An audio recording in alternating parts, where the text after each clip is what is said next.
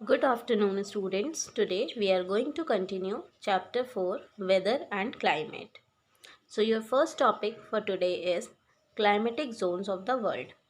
आज हम लोग जो हमारे विश्व की क्लाइमेटिक जोन्स हैं उसके बारे में पढ़ेंगे. The temperature and the amount of rainfall determine the climate of a place. अब जो टेम्परेचर होता है और कितने अमाउंट में जो रेनफॉल होती है वो किसी भी जगह के क्लाइमेट को डिटरमाइन करती है. The whole world is divided into climatic regions और heat zones according to the type of climate they have. अब जो पूरा वर्ल्ड है वो डिवाइडेड है कुछ क्लाइमेटिक रीजन्स में या फिर हीट जोन्स में. किसके according to the type of climate they have कि किस तरह का क्लाइमेट वहाँ होता है. तो the three main climatic zones are. अब जो तीन मेन क्लाइमेटिक जोन्स हैं वो कौन कौन सी होती हैं? Torrid, temperate and frigid zone. ठीक है, टॉरिड जोन, टेम्परेट जोन और फ्रिजिड जोन जो हैं ये तीन मेन क्लाइमेटिक जोन्स होती हैं. इन्हें हम हीट जोन्स भी कहते हैं. So first we will read about torrid zone in detail. The region between the two tropics, the Tropic of Cancer and the Tropic of Capricorn, is known as a torrid zone. अब वो reason, वो क्षेत्र जो कि दो tropics के बीच में होता है, ट्रॉपिक ऑफ कैंसर और ट्रॉपिक ऑफ कैप्रिकॉर्न के, उसे हम कहते हैं torrid zone. This region receives direct sunrays making it hot almost throughout the year. ये जो क्षेत्र होता है ये सूर्य की किरणों को डायरेक्टली रिसीव करता है और उसे गर्म बनाता है पूरे साल.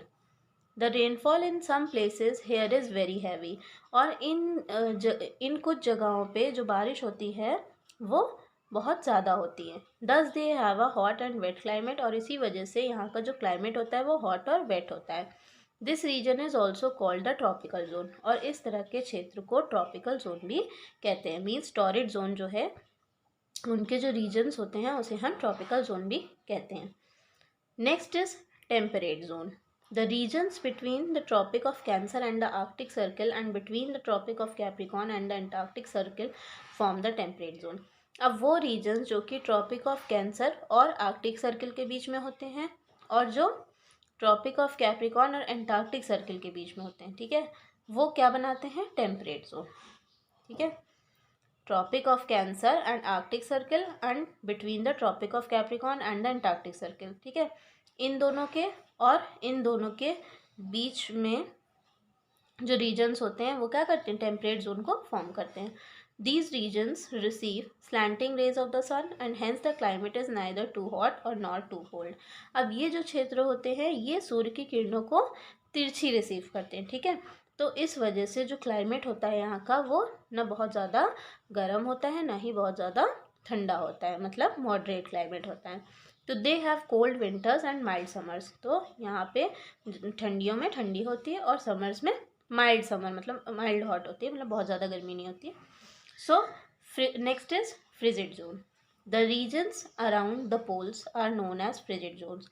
अब वो क्षेत्र जो कि पोल्स के आसपास होते हैं उन्हें हम कहते हैं फ्रिजिड जोन. पोल्स के आसपास मतलब नॉर्थ पोल और साउथ पोल के जो आसपास के क्षेत्र होते हैं उन्हें हम फ्रिजिड जोन कहते हैं. They lie between the Arctic Circle and the North Pole and between the Antarctic Circle and the South Pole. अब ये कहाँ लाया करते हैं? ये रीजन्स जो है वो कहाँ लाया करते हैं? आर्कटिक सर्कल और नॉर्थ पोल के बीच में और एंटार्क्टिक सर्कल और साउथ पोल के बीच में. ठीक है, so they are very far away from the equator and receive absolutely slanting rays of the sun. अब ये जो रीजन्स होते हैं ये बहुत ज़्यादा इक्वेटर से दूर होते हैं और ये पूरी तरह तिरछी सूर्य की किरणें रिसीव करते हैं. तो during most months in a year the frigid zone do not receive the sun's rays at all. और कुछ महीनों, साल के कुछ महीनों में तो फ्रिजिड जोन के जो रीजन्स होते हैं वो सूर्य की किरणों को रिसीव ही नहीं करते हैं. तो that is why they are covered with thick sheets of ice most of the year. और इसी वजह से ये एक मोटी बर्फ़ की परत से पूरे साल तक कवर्ड रहते हैं. The climate here is extremely cold through out the year. और यहाँ का जो क्लाइमेट होता है वो पूरे साल बहुत ठंडा होता है. Okay, so I hope you have understood torrid zone, temperate zone and frigid zone. Now next topic is climatic regions of the world. Climate of all parts of the world is not the same. अब विश्व के जितने भी हिस्से हैं उनमें हर जगह का जो क्लाइमेट है वो एक जैसा नहीं होता है. It varies from place to place depending on many factors as mentioned earlier in the lesson. अब ये जो है एक जगह से दूसरी जगह चेंज होता है, जो कि कई सारे फैक्टर्स पे डिपेंड करता है, जैसे कि हमने पहले वाले लेसन में पढ़ा था।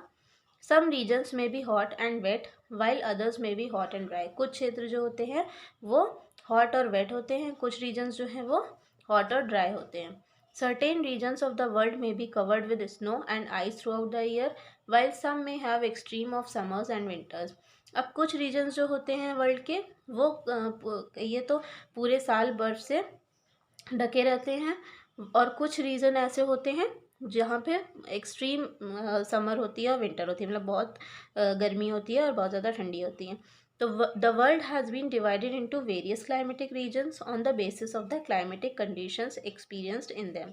तो इसी तरह जो वर्ल्ड है वो कई सारे क्लाइमेटिक रीजन्स में डिवाइडेड है, और किसके आधार पे, जो क्लाइमेटिक कंडीशंस वो एक्सपीरियंस करते हैं।